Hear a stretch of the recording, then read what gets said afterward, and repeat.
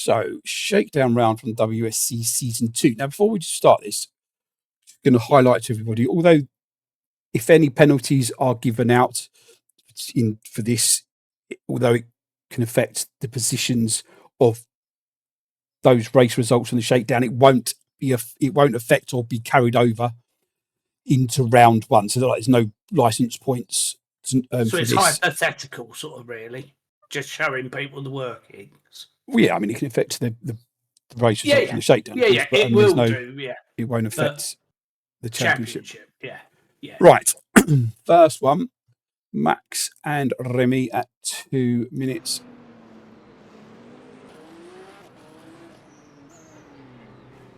Oh. Which is that one? Yeah. Right.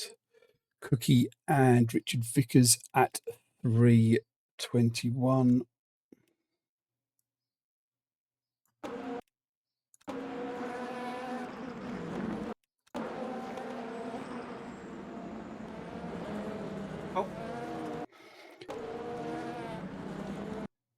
Cookie's avoiding in front of him. He's backed off and he probably couldn't see it happening from the cream egg one. No, Richard. Yeah. Just caught him. Unfortunately, gets into a spin. Blind spot, yeah. However, I'm going to highlight, Richard, that there was no brakes held at all. Now, this is going to be, because obviously cars locking up their tyres with no ABS, particularly the LMP2s, easily flat spot. Appreciate that. But if you are no longer in control of your car, you must hold your brakes. Because if you cause an incident with somebody else, because when you're not holding your brakes, you'll be penalised for it. Got away with it here, but for example, if somebody had been coming round to try and avoid you here, and you'd roll back into them, it'd have been on you.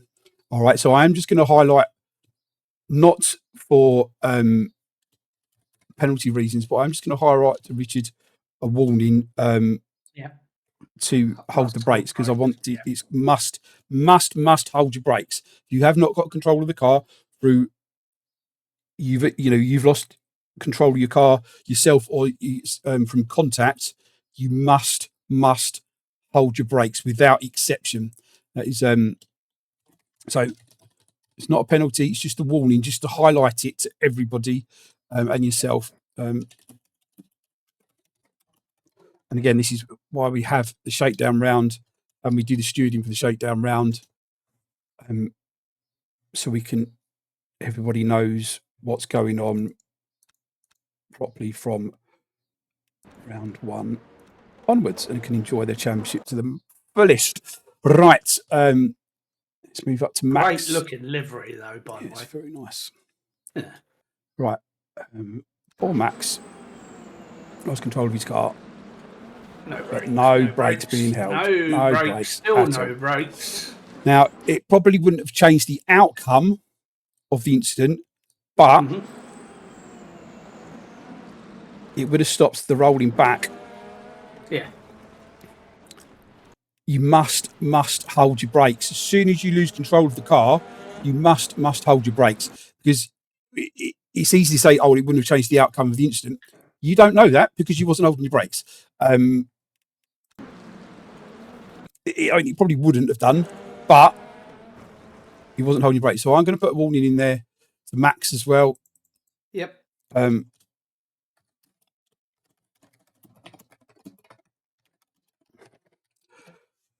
Poor Thomas behind him didn't have much of a chance. No. Nor did Roland. Because the thing is, when you're trying to avoid a car that's lost control, it's easier to move around a stationary object than it is one that's unpredictable and you don't know where it's going to end up. Because it's trying to work out where you're going to go now. And if you're holding your brakes, if they hit you or not, you're not at fault. All right. So, because let's just give this an example. If you was Roland here, if this had been Richard Vickers, who we saw in the cream meg livery, not holding his brake and then rolled back off the track, if that had happened here, as Roland goes round to avoid it, you'd have gone into him. But not holding your brakes, the penalty would be on you, of course. So not much poor Mr. Lorek could do. And he got it both ends. He got it both ends, yeah. There's poor Rich behind as well. He did put his hands up in the chat afterwards. Richard said he could have probably done better, but yeah, by not going into him. But I honestly don't think there's much more you could have done, especially with cold tyres on the first lap. Yeah. And he's seen it and gone to go round it. I mean, look how he tried to turn. So as soon as it was obvious what was happening, it's like here, he's going. But he's braked. It's difficult, isn't it? Because he's braking with right steering lock on, but then wanting to go to the left, and obviously his tyres are just locked up, and he's not got hope in hell. So no, let's just great that he apologised, but he didn't have anything to apologise for, really. No, absolutely, but I do like the gesture was great. Absolutely. So there's one with Hendrick as well. In between this happening, so just mark these ones down as NFA because there wasn't anything Thomas or Rich could do. But let's just jump to Hendrick and Marco, who had a tangle by the looks of it at the same time. I don't know where Hendrick was in a hypercar. He was in the he was in GT3 the race before. So I just looking there for him. So 3:22. So while that was going on behind, cold tyres, and we've got tyre warmers on as well. So on a hot track, so it shows you how long it takes to get tyres up to temps. But Hendrick not holding his brakes, I'm afraid. No, it surprises me a little. No brakes being held, and there was contact there with Dan. Exactly. Now, it'll go down as a warning for this round. Yep. But no holding brakes. Yeah. It's contact calls. It would have been on you, unfortunately. So let's just put there warning. Hendrick. No. I'm not holding brakes. Right. Oh, it's me next. Where am I? Top somewhere there. There we go. Let's get back a little bit. All right. So me and Sebastian. Which is that one? I'll keep quiet because obviously it's me. Well, you hit him, but it didn't affect him. It only affected you. So,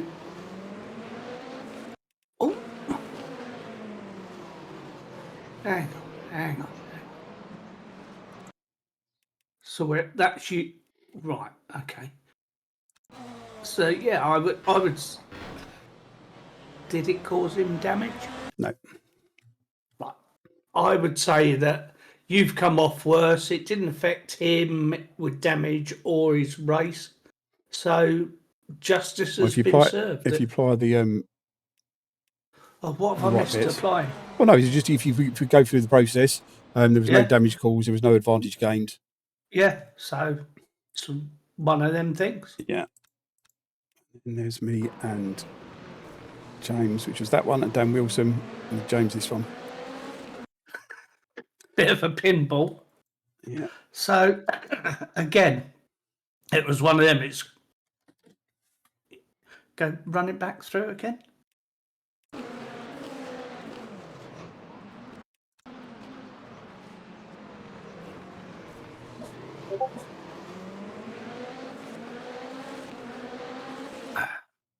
I mean, there's not a lot in it, to be fair, I would say. It's all sort of part and parcel of the original tap, and you backed off, and so from me, I'd say it was a racing incident, bit no further action from my point of view. Yeah. So next one, John Aldridge.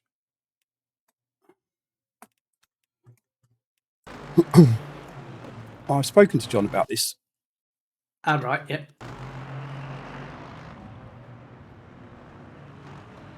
So he does well here to avoid all the action. Yeah. See what he's done though, can't you? Yeah. So the unsafe rejoin has made him rejoin unsafely. Yeah. So there's a unsafe rejoin going on in front, which So let's. And he's getting out of the way of it. Yeah. So let's just jump to who this is. So Mr. Goya, new with us. All right. When you're going to rejoin the track, you've got to rejoin the track safe. You can't go drive straight over into the middle of the track like that. You need to be joining safely and not causing anybody else to take avoiding action. A unsafe rejoin is defined by another driver having to take avoiding action by either using the steering wheel or the brake or the throttle, and you've driven straight into the middle of the track, which has caused John to do an unsafe rejoin, which has caused an incident, and it's gained an advantage from it. So, can I break this down? Let's just show it from on board Mr. Goya as well, because again, this is why we have a shakedown round, and please don't think we are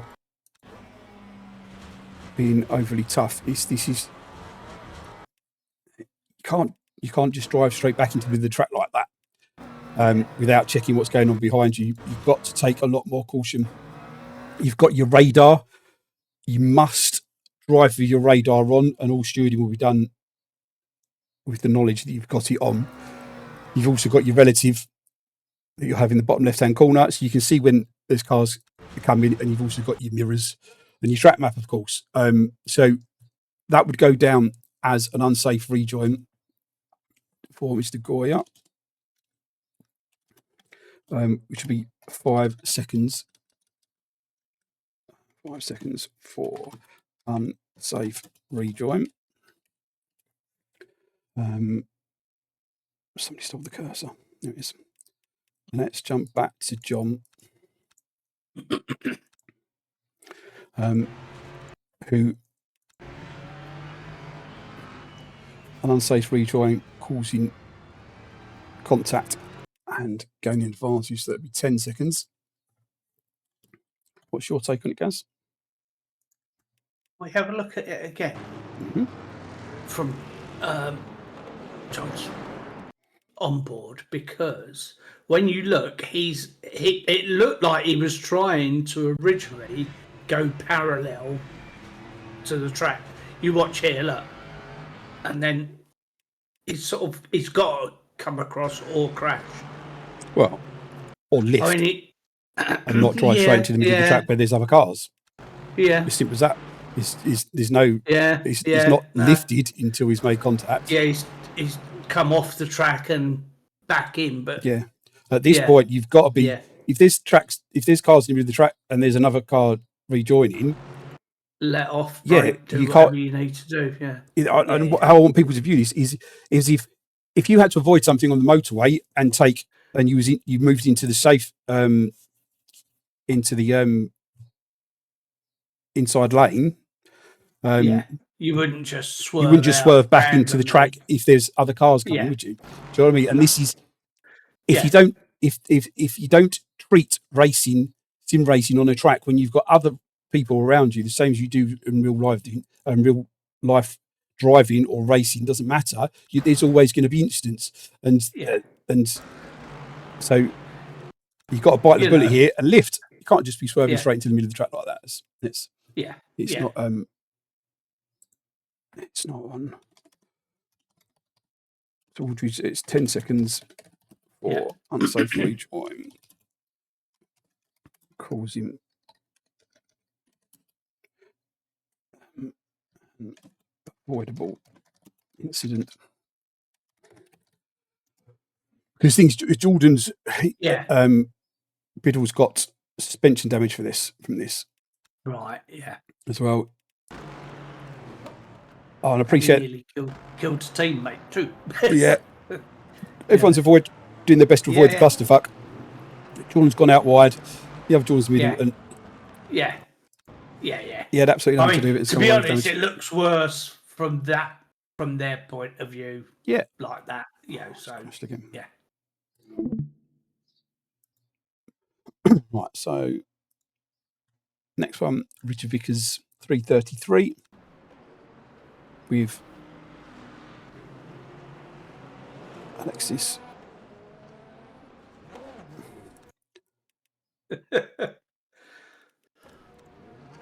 So where was you talking about unsafe rejoins? Yeah. But I would say that it was a car start from stationary which has thrown him, I think. But that's not to take away from it. He has started to pull out and then realised and stopped. He has. But again, you can see he's coming. Yeah. If you carry on going, you'd have been all right. You'd have got away with it.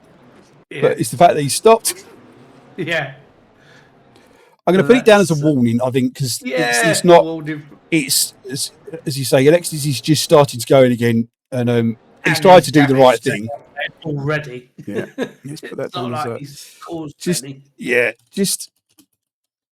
spatial awareness again. Absolutely, you spotted him because you stopped. Yeah, but you should have spotted him sort of a bit earlier, or just completely gone. I think you'd have got away with it.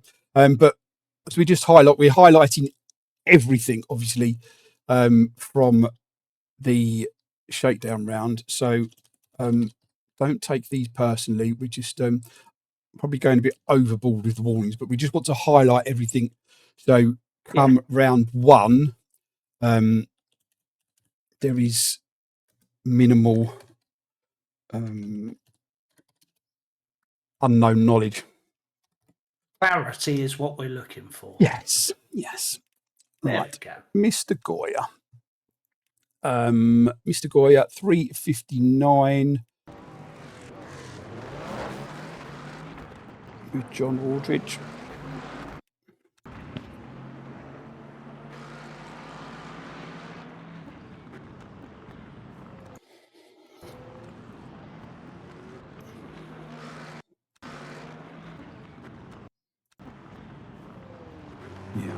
I don't think there's much Mr. Goya could have done there, really. No. John was sort of like coming out back onto the track a bit, but braking point. Yeah, I got caught out. I think I got caught out with John there on one of the laps. It will probably come up in a bit. But it's a bit of track knowledge, a bit of everything going on there, I think. Yeah. Me and James Quinn at 422.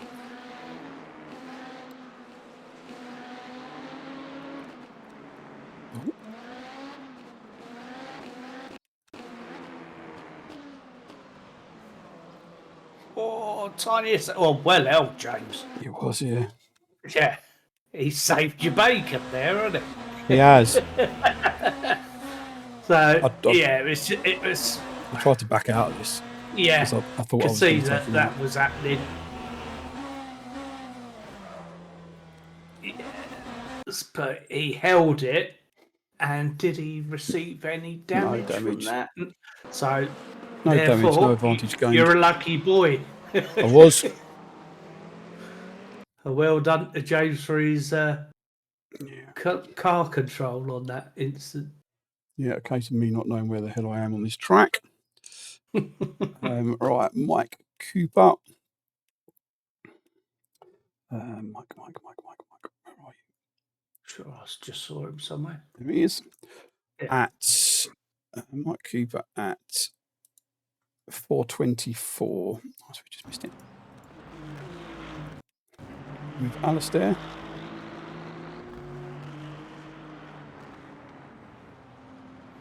I'll be that one. Yeah.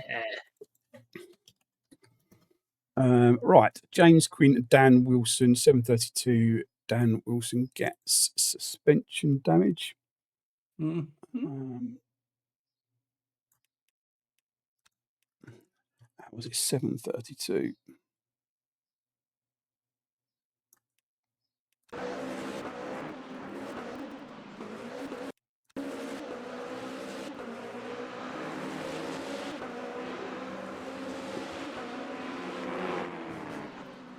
Oh.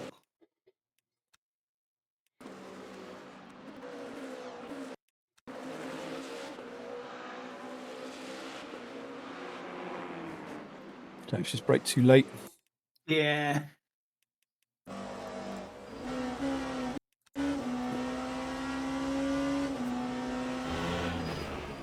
But yeah, unfortunately, he's not got away with that one because of the damage. I mean, basically, he just done to what he had done to him, but just harder.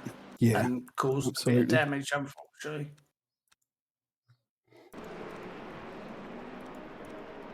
I think Dan managed to control it well and all that, and kept going. Didn't lose out. Other than, but because of the damage, it's too big an impact. So, Mr. Quinn, yeah, it's 10 seconds. You go for avoidable incident causing damage. Oh, I missed one above it. Richard Vickers and John Waldridge, 440.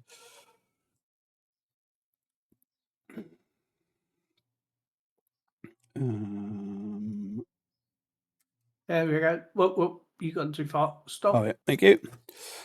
I go name blind. Right. Richard Vickers, John Waldridge, 440. Oh, this one.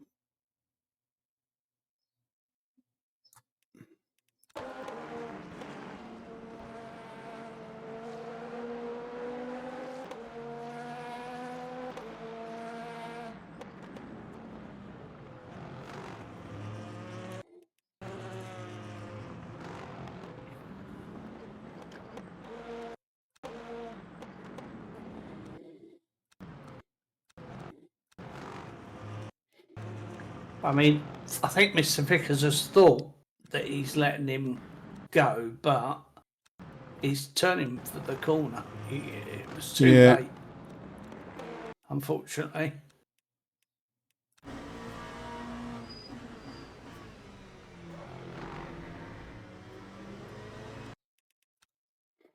Yeah, it's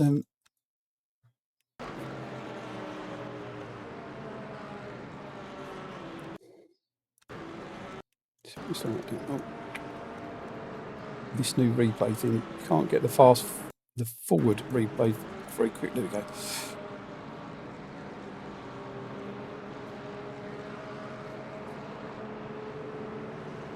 Yeah, it's too late. Too late. Of a lunch. But again, I think I would have thought as well. Yeah. But the GT3s have to use absolutely all of that bit of road to get out of there at a sensible pace. They do. Now I'm glad this type of incident has come up, because I want to apply the logic we use in the same class stuff for this, because there's no. I mean, it's not really a dive bomb, is it? No, he's there. The space was going to be there, but there's no damage caused. And obviously this is not the same class. There's no advantage gained. But John Waldridge has lost time to the two cars in front. Yeah. And he's now lost a position. Yeah.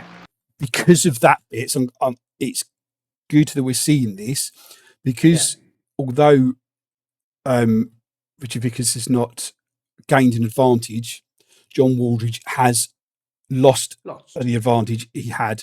I don't know if he's one. Is the one Alistair for position? No, it's not. It's the cars in front that he's lost to here. Yeah. So that's fair. And because of that, it will go down as a 5-second penalty. Mm-hmm. To Mr. Vickers. 5 seconds for avoidable. I need to find the right term for this. But we put down for avoidable incident. Yeah.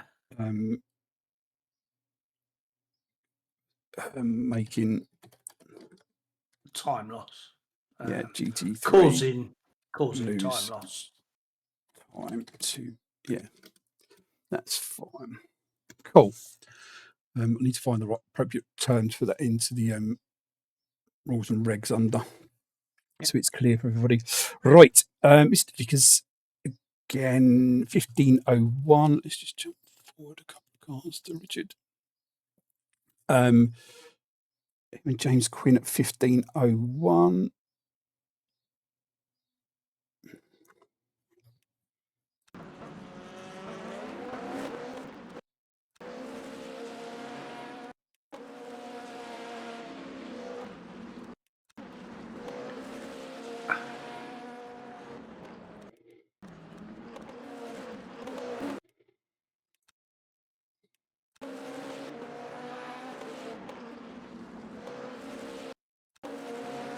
I mean, he hasn't left him enough of an exit. He hasn't. He's come straight out and taken all the road. Yeah. I mean, look, he's got nowhere to go other than to get nerfed off. So, for me, that's on James. But, like you say, it's... Yeah. I mean, there's no... if we're applying no real time loss, no real anything. He's not lost... Richard's not lost time to, like, cars in front, like John did in the last corner there. So I think he just needs to go down as a racing incident. Yeah. But not quite a warning, but I think spatial awareness, especially for the faster cars coming out, the faster class cars coming out of those corners, when you're putting the power down, you're going to naturally run out to the side. You've got to bear in mind there's still a car there. So it does go down as an NFA, but not just Mr. Gwynn, all of drivers need to pick up on that as well. You can't just floor it and push the other you have to leave it a space. Absolutely. So there was 2 contacts in that.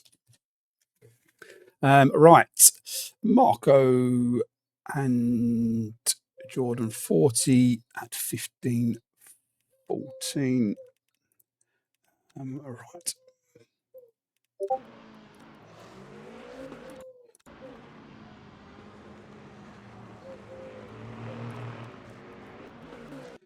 Both just about worked it out. Yeah. This is. So the rule for a corner would be if the faster car's going down the inside, as I highlighted in the stewarding and the driver's briefing for qualifying, is that in this type of corner you must be deemed alongside. So that means having your front axle in line with the car that you're passing's rear axle before the car is turning in, which you're not. But Alistair has seen it. Jordan has seen it and has left you space. to get away with it here. And yes, this is one of the worst tracks for this type of thing because there's so many bloody corners on it. But again, this is why we pick this track. So good awareness from Jordan, spotting it. And leaving that bit of space. And I think also, to be fair to Marco, I think there's enough awareness of what's going on around him. And he's seen that Jordan's left in the space, which made him go on a little bit more because he's hesitant there, and then but he's kept it as tight as he physically can. As soon as they've touched, it does straighten him up and push him out. But that's because it's touched the back end of your car. Absolutely. Straightens you out. So faster class drivers, be really aware and conscious of this, because if the GT3 hasn't seen you and turns in and you are not deemed alongside for whatever type of corner it is, it's going to be on you. But also good awareness from Jordan, and I want everyone to carry that awareness over, even if you think the faster class shouldn't be there, and if you turn in you're going to hit him. Don't just, you wouldn't do it if there was a real car there. So it's just creating that awareness of what's going on around you and being super vigilant at all times. Right.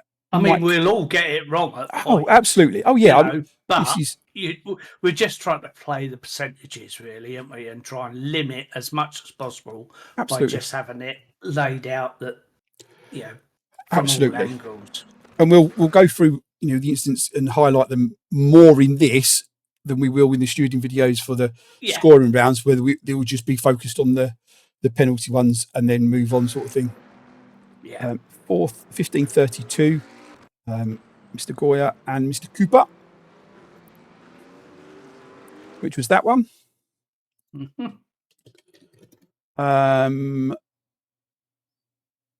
Right, Mr. Cooper and Mr. Rios at 17:18.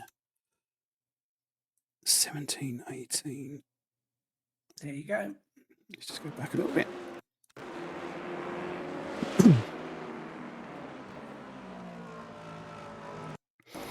Yeah, I mean, same as for this one as it was for the one with Jordan and Marco. So Adam is alongside. Yeah, this is a second gear corner. Yeah. So going into the braking zone, you'd need to be deemed along. It's a second gear. It's a fast second gear corner though. So it would be classed as need to be deemed alongside before. I think I'll come round here in third. The BMW is turning for the apex. Yeah, it depends what car you're in, I suppose. Which Adam clearly is. Just a little bit of brushing. Yeah. So this. Yeah, because this is the triple bend, isn't it? So, it's the third gear. Yeah.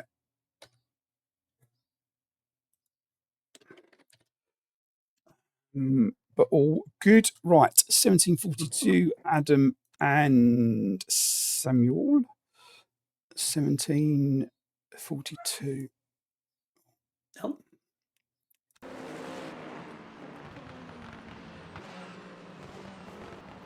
Oh. So let's just, first of all, is this for position or? So it's hard to tell from. I don't think it is for position. It is for position. Yeah, it's for position. Yeah.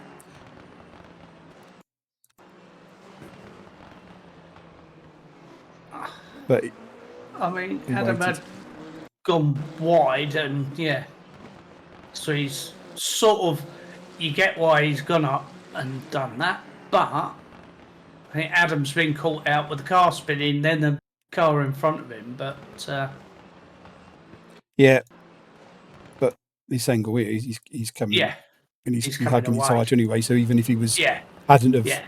gone into the side of Adam here, Yeah. he's not making the racing line really easy. Yeah. But he has waited. Yeah. There's no, there is damage caused, but it's on Samuel. Right. So Samuel's cause Adam. No, so he's caused himself some suspension damage there by catching on the wheel. Yeah. But he's done the right thing and waited. So it'll go down as an NFA because there's no advantage gain, is there? Adam hasn't. No. Adam has gone wide, but he's not visually lost time to cars in front of him there, is he? So not really, no. So and poor Samuel was suffered enough. I think penalised enough with some suspension damage. Right, Mike Cooper. Mike. I just saw you. There it is. And Mr. Goya, 1757.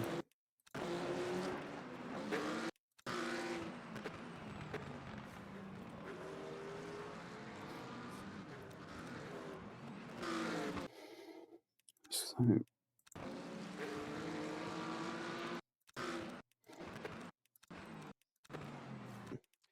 as this break it out, Mr. Goya, he's perfectly entitled to be there. On that sense. Yeah. Weren't making the apex. There's an apex over here. Yeah.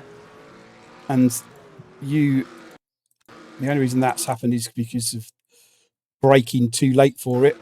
Yeah, this is such a tricky corner, this one. I don't, it's horrible. Yeah, but it is horrible.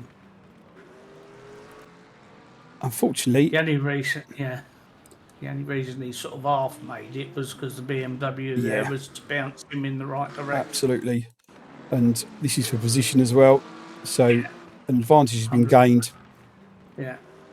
No damage caused. Mike does a very good job of saving it. Well done. Yeah. And I just want to point this out as well. Good use of applying the brakes and save the car. Brilliant. Yeah. That's another reason why you hold your brakes, boys and girls. Just going to give Mr. Goya the opportunity to give the position back. You must give the position back. If you're going to give the position back, you must do it before the end of the lap, or within one lap, should I say. Sorry, that's the wrong terminology.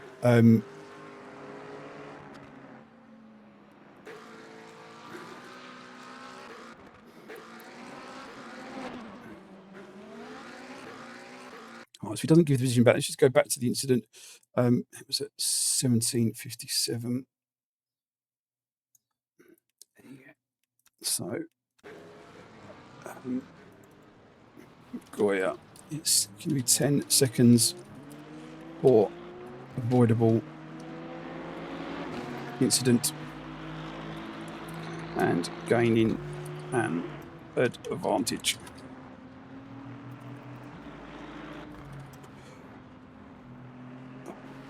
There we go. Right.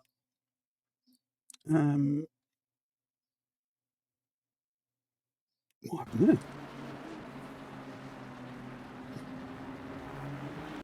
It's not recorded as such. Right, so let's go to the actual next instance showing, which is Hendrick.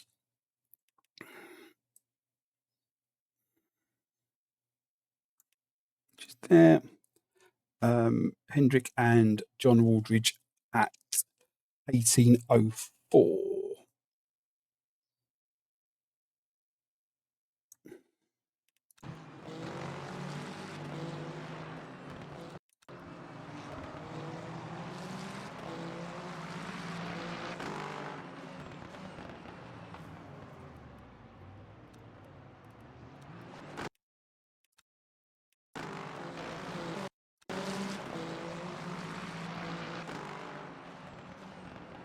It's just a repeat of the last one.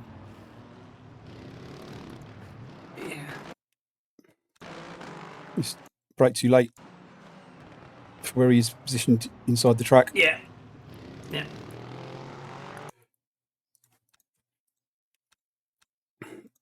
And Hendrick, who was doing such a good job of going around the outside.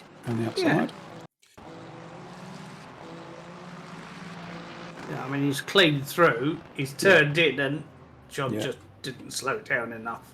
No brakes, Hendrick. No brakes. Hold your brakes. No brakes, no brakes, no brakes, no brakes. Once he got hit, he let them off. No. Yeah.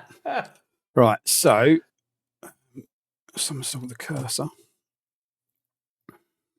I keep on doing that to you, don't We do. Aldridge.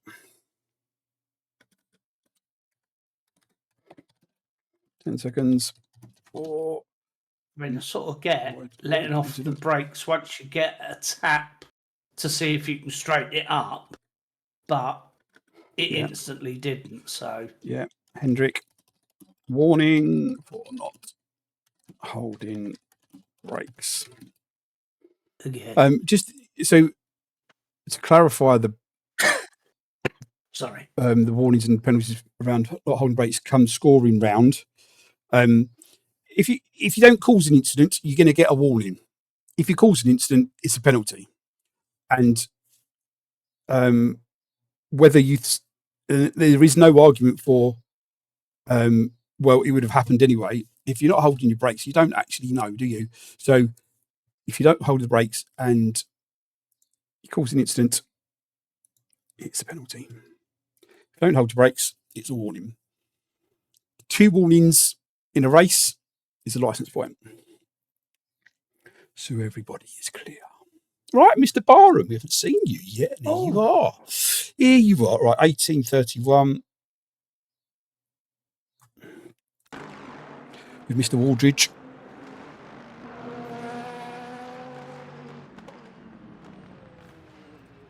Nobody likes the apex in that corner, do they? I locked up. It was so slippery out there. Well, somebody brakes all the way through.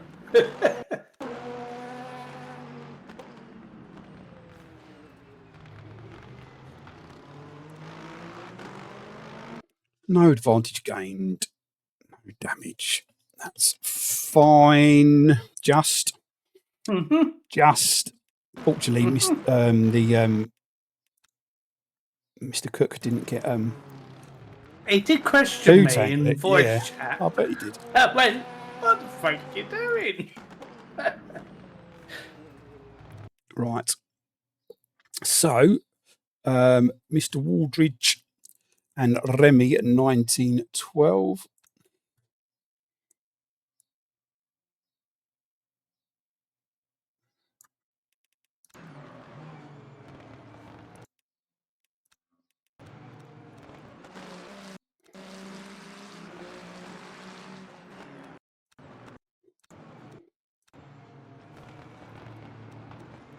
Too late, Remy, really, for that. Just John's already turning for the apex. Yeah. You need to be along. You can see the car. The big change in direction for the car there. So it's not through steering inputs. It's for when the car starts turning for the apex, which is there. So you'd need to be deemed alongside. I mean, the lockup didn't help because it sort of almost speeds you up, doesn't it? Fortunately, John did see it. Yeah. John did see it and didn't completely turn him, which was lucky. So it goes down to an NFA. There was no, John didn't lose any time because of it, did he?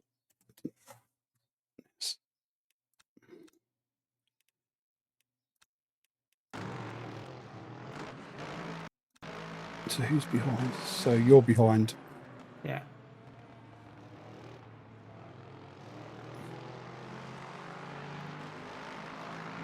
So there's no advantage loss for it. Right. You again, Gazza. Yeah. And I don't think it was me, but I did sort of wait and see what happens. Because I wasn't sure what happened. Right, 2036 with Mr. Vickers. Who's behind? I can hear the LMP2 behind.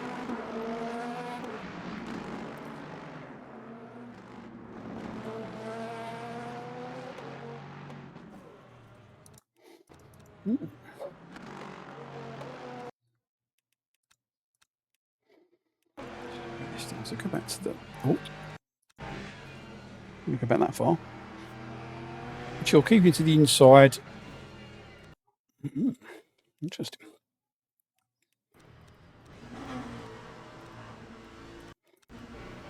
It's gone round the outside. Let's try to go straight for the apex, but you're there. Yeah. Right, so let's see if we can give me a nice overhead. No. I mean, the only reason I was out there was John, unfortunately, sort of he either braked or had a moment at the previous swipe to go wide. Yeah.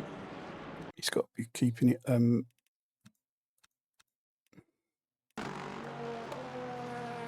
You're always going to be there, coming up to a hairpin, and it's not the place to stick your car. Unfortunately, it's not at that.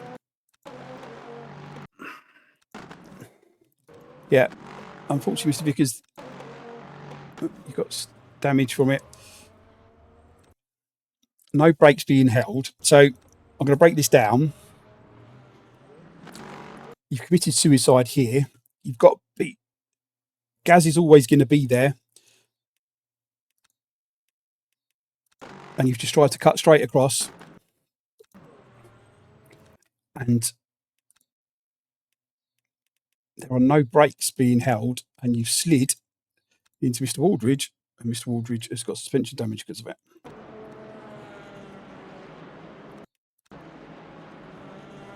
No brakes.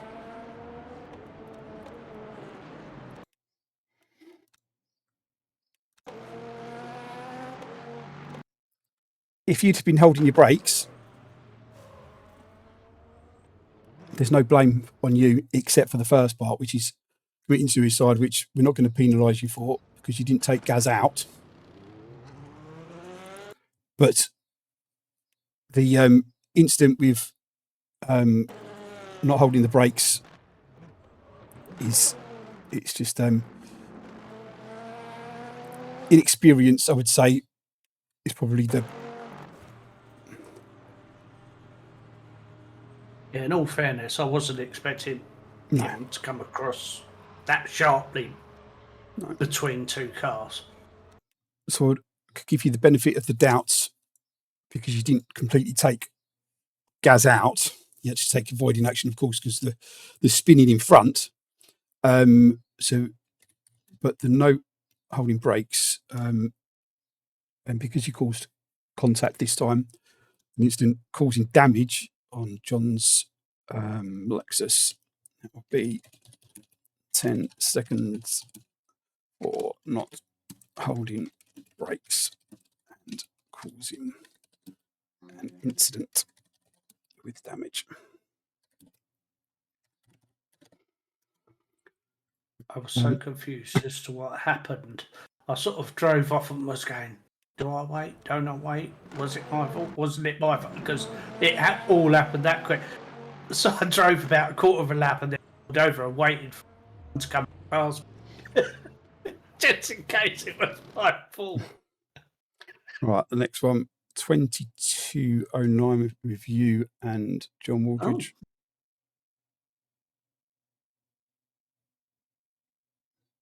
Oh.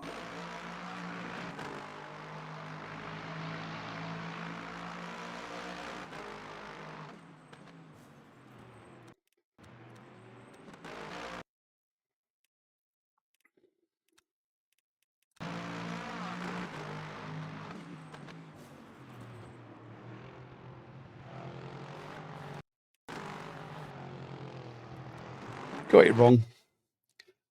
Tried to go back to the line, didn't you? And then tried to miss him. Yeah, I had a peek just to see, but he slipped on a lot earlier than I thought. No damage caused, no advantage gained. That's fine.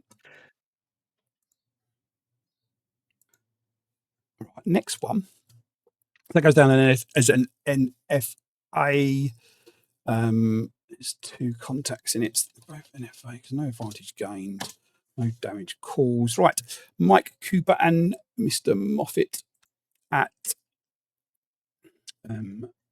30. 3006. 3006.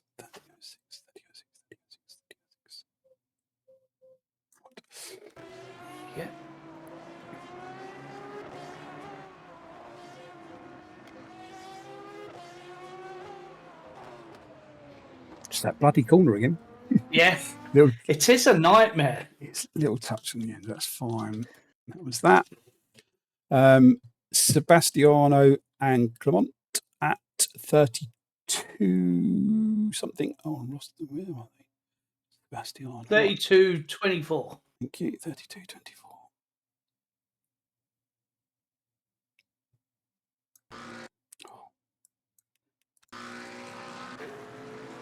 Go back. Thank you. Right.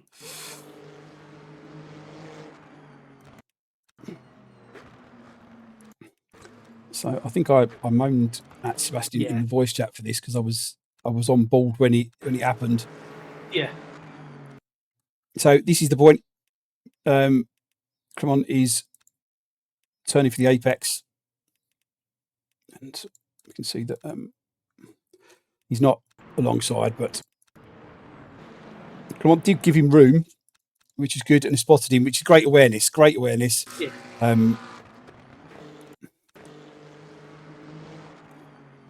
But yeah, it could have been a lot worse. I mean, he was in third in class there. Exactly. Clement was. So we can't see. Right, so there's Alistair, who's in front of him. That's the position. That's the position in front there. So I think Sebastian is lucky there. I think that he's not. Yeah. So go down as an NFA, but again, not just for Sebastian. Those type of corners, we've got to be very, very careful. But good awareness from Clement. I hope I've pronounced the name right. Probably not. Right. Matteo and Mike Cooper 39-37.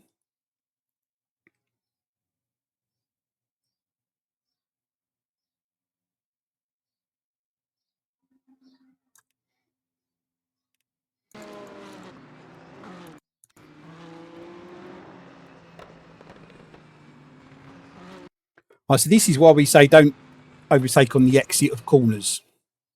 Remember I spoke about that in the driver's briefing, around the outside on the exit of a corner, because GT3's on the line. And hasn't got the grip level to turn tighter. But Matteo spotted that early, and not gone there, which is good. Yeah. Well done. So that's obviously no F8. But again, just highlighting all these things and talking through them for the shakedown. Marco and Clement at 44 minutes on the dot. Marco gets suspension damage. Let's see what's happened here. 44 minutes on the dot.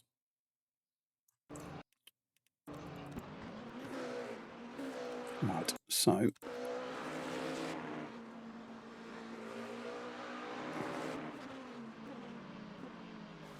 it's that corner again. Yeah, there's no grip there. Well, and also the reflection, you can't see where it is. And you have to brake a lot earlier if you're going to be on the inside. Yeah.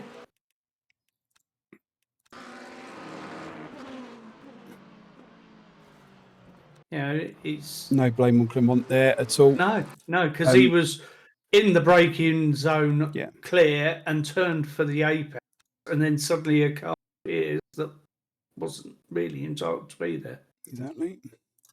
So,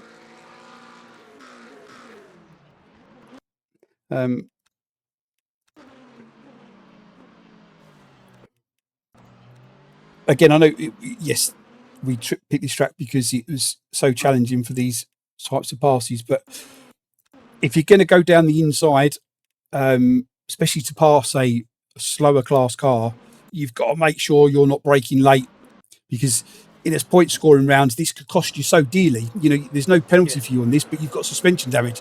So you're going to be driving a lot slower, more cautious as well. So, but no one visually in front of Clement to. And again, Clement was quite high up in the I mean, you third them, innit? Not that makes a difference. Yeah, because you're taking a leader or one of the out of a different class if it goes that way. A high scoring driver, absolutely. Yeah. Not that means treat people who are further back any different, because you'll get treated exactly the same way. Do you know what I mean? But you know who's there because of the relative. Absolutely. But again, good awareness from Clement as well. So well done. Right, Sebastiano and poor Clement seems to be right. He's having a little bit of a an iffy patch for people. 4 contacts. All Sebastian gets suspension damage 48.02. Let's see what happened there. Here we go.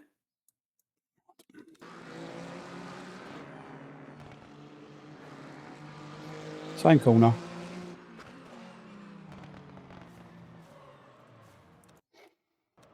Oh, I said tricky one.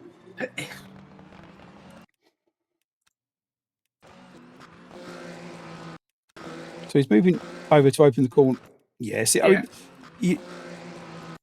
absolutely entitled to be there, Clement, because there's.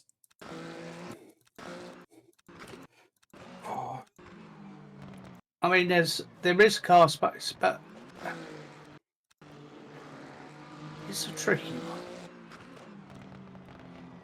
Because once they touch, unfortunately, it's going to straighten Clement out and turn Seb, so they're going to have multiple bits of it. But yeah, I mean, I think this is, for me, this is a typical type of multi-class incident with for this.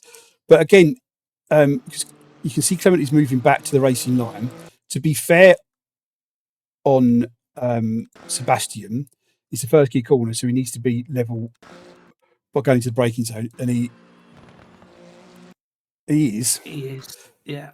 Clement sees him because he and doesn't go all the way out. Yeah. And but then there's no grip out there for either. No, but to take it avoiding action, it then unsettles the car, doesn't it? Yeah. And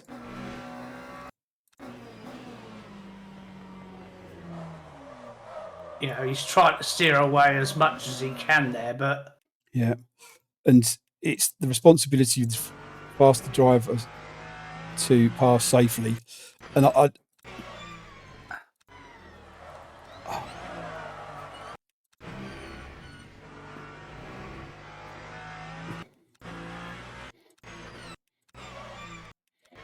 because you're banking on the other driver seeing you, backing off, and because you. And as soon as he does, you can see you adjust the line of the car, but it's he hasn't got the braking power of a hypercar. For me, that's a racing incident. Yeah. Because he had to adjust for Sebastian. Yeah.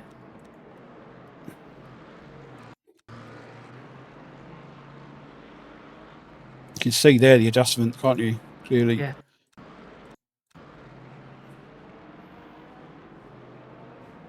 And there wasn't much in the contact, to be fair. No, it's just on the wheel, isn't it? It was just tiny taps, but it's on the wheel, isn't it? So it's that's why. But it's just what happened to? Because he looked like he was spinning there. So let's just. Yeah, I think he caught it just before it finally went. No brakes though.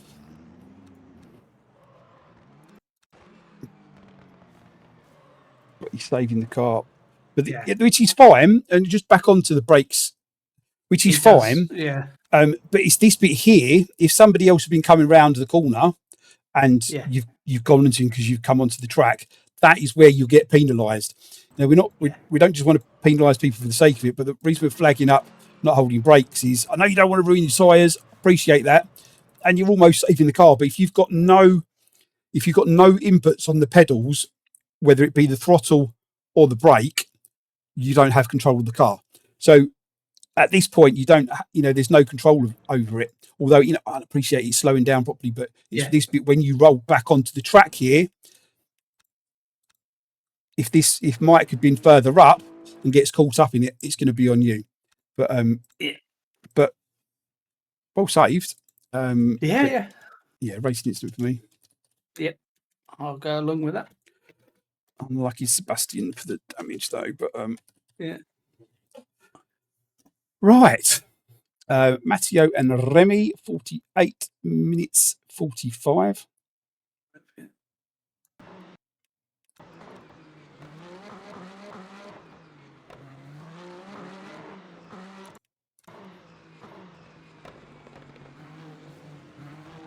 Cool. We've got a case of Remy trying to go around the GT3, losing time. Matteo trying to go around him. No damage calls though. It's not for position. This is blue flags. Right. So for me, that's a racing incident. Just trying to negotiate a slower car. Negotiating a slower car. That's Remy saved it. So racing incident for me. Matteo again with Frank. But at 1 hour and 2 minutes 16 seconds. 1:02:16.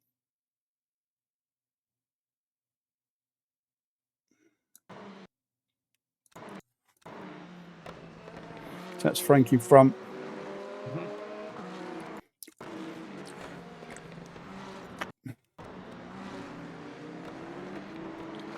Yeah, it's very similar to the it's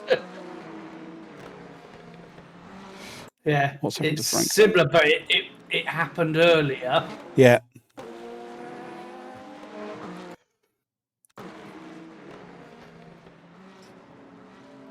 And sort of both of them left space. It was a rub more than a well handled, the pair of them. Yeah. Right. Mike Cooper and Marco at 1:10:01. 1:10:01.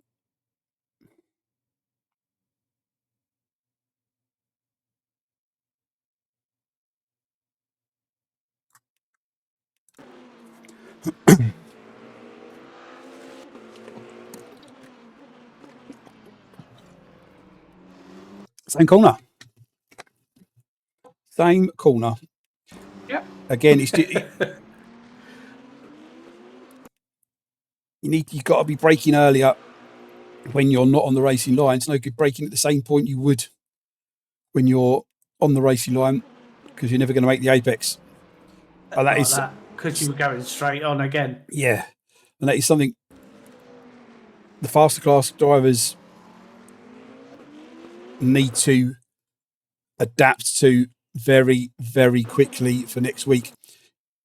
If you're on the inside, you've got to be braking early. You can't brake at the same point. You just about get away with it because Mike managed to capture the car, but he had an awkward wiggle on. Yeah, I mean, realistically, once he's gone through, he needs to hold it as close as he can to that white line to give Mike a chance. Yeah. You know, to avoid him, if you like. But well-controlled Mike. Yeah. Frank and Matteo at 1:02:16. No. Can't be 1:02:16. Where are we? I know that we've already looked at that one. I meant, Jordan and Roland.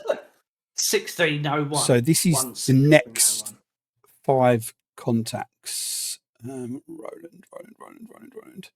NB2s around here somewhere. No.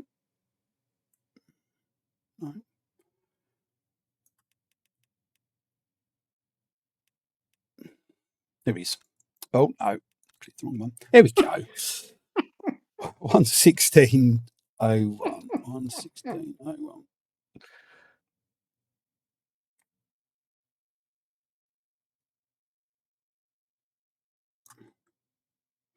rewind it a little bit. So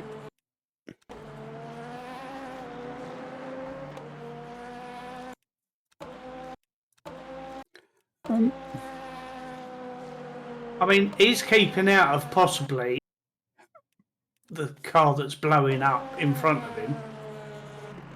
but hold on.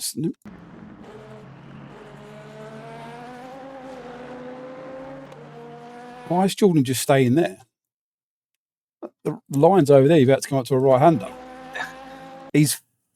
I'm sorry, Jordan. You are purposely keeping Roland out wide there.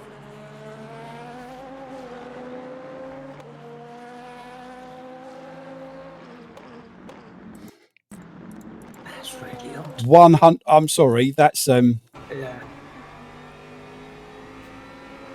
Why are you defending to an LMP2? I'm sorry. That's it's very unlike you, Jordan. Yeah. Came round, and it's not like now you could go back to the line. Yes, you've got a smoky car there, but not being funny, but the other car's going to be past you by the time you get back to the racing line.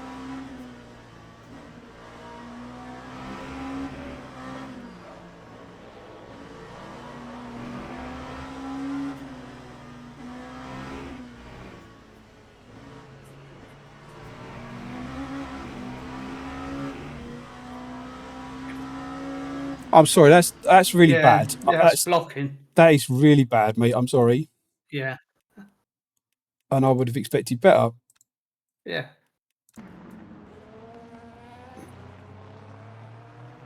It's purposely defending under blue flags and purposely blocking him. That's in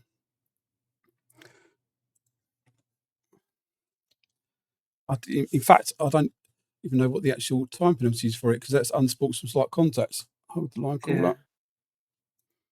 Right, so applying. So it's going to be a double whammy, Jordan, I'm afraid. So it's 15 seconds for Jordan.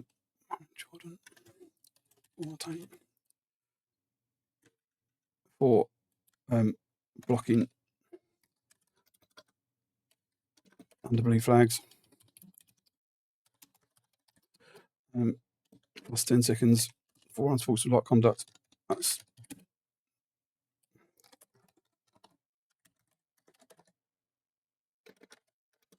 sounds like conduct. Quite surprised by that one. Let's use it as above. So there's 5 of those.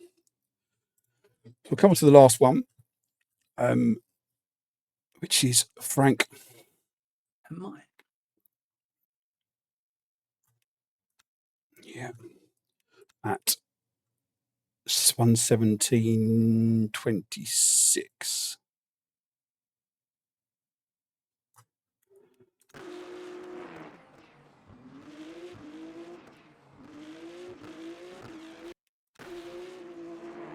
They both from one. You just love that when the car in front of you goes wide and you follow him. Magnetic effect, isn't it? No. Right, so that's fine. Right, 2 seconds. Let's. Okay, so this is a report.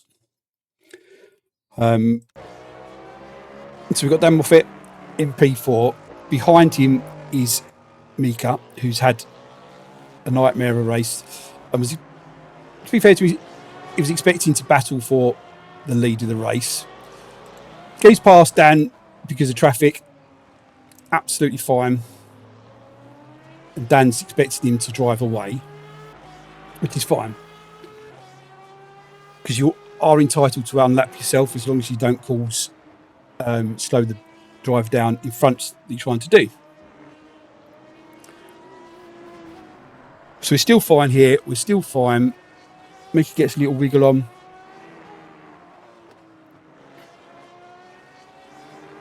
Now we're getting back into the range where Mickey's going to get blue flags, but at this point, still fine because we're coming to the start, finish straight. If Dan's in his slipstream, Mika, as we explained about blue flags, he can go deeper into the first corner, let Dan go down the inside, and they both carry on. However, now you're defending under blue flags, and as frustrating as that might be, because of you know the pace you've got, you are now defending and battling a car that's not for position, and you're still doing it. Yeah. All it takes is one tiny mistake, and it's taking him out. You're not yielding under blue flags. You're battling as if it was for position, and it's not on. No. Not on.